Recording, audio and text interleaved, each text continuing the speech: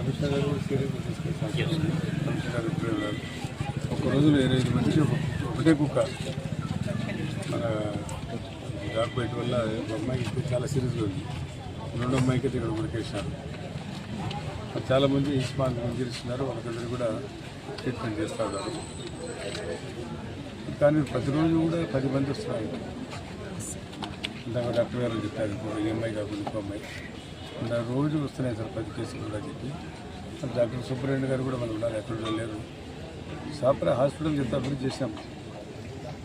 Nandyal hospital ఏ రకంగా ఉండేది వాళ్ళకి తెలియదు.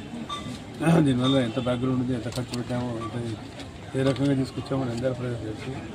ఇది మామూలుగా మున్సిపల్ హాస్పిటల్ ఉంటే దాన్ని గవర్నమెంట్ హాస్పిటల్ తీసేసి దాదాపు 100 సంవత్సరాల తర్వాత దీన్ని ఈ హాస్పిటల్ ఈ స్వరూపం అనేది చాలా ప్రయత్నం చేశాం. మళ్ళీ కూడా నేను హెల్త్ మినిస్టర్ ఉన్నప్పుడు కూడా 350 హాస్పిటల్ చేశాను. ఇంకా భవిష్యత్తులో కూడా కాలేజ్ అయితే బాగుంటుందని చెప్పి చేస్తుంటాం. సరే ఏది ఏమైనా సరే హాస్పిటల్ సిటీ స్కాన్ ఉంది, ఎంఆర్ఐ ఇచ్చారు, అన్నితో పాటు ఇక్కడ కూడా ఎక్స్రే ఇచ్చారు.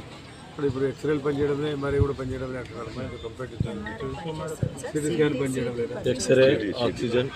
నేను కూడా ఇక్కడ నేను ఆక్సిజన్ దేవుడు ఇస్తున్నాడు, గాడ్ గిఫ్ట్ ఆక్సిజన్ మనకు. ఇప్పుడు సిటీ స్కాన్ లేకపోతే అల్ట్రాసౌండ్ అని ఉందా, టీసీజీ ఉందా. జనరల్ హాస్పిటల్ ఇది జిల్లా హాస్పిటల్, జిల్లా కేంద్రం, అన్ని సౌకర్యాలు ఉండాలి. సౌకర్యాలు ఏదైనా మేము రివ్యూ చేద్దాం అనుకున్నాం. ఒక కమిటీ వేసి డెవలప్మెంట్ కమిటీ కూడా ఉండేది గతంలో. ఇలా డాక్టర్ సుబ్రహ్మణ్యగా ఉన్నారు, మాజీ ఆయన బాబన్ గారు కూడా అడిగారు, ఏదో కమిటీ వేస్తామని అంటారు. ఏమన్నా ఆయన సుబ్రహ్మణ్య చేసే అనుభవం ఉంది. వాళ్ళ హాస్పిటల్ కోసం ఎప్పుడు అభివృద్ధి కోసం అడిగేవాళ్ళ దగ్గరికి వచ్చి. డాక్టర్ నారాయణ గారు ఉన్నారు, ఈ బాబన్ గారు ఉన్నారు. వాళ్ళ వల్లనే ఇంత స్వరూపం చూపించింది. మనం ఉన్నప్పుడు ఓపీ కావాలంటే ఓపీకి డబ్బులు ఇచ్చే ఆరోగ్యం చెల్లిస్తూ ఉన్నప్పుడు 5 కోట్ల రూపాయలు నేను ఓపెన్ చేశాను. మరి ఏం లేదు చెప్పడం జరుగుతుంది. ఎంతమంది ఉంటారు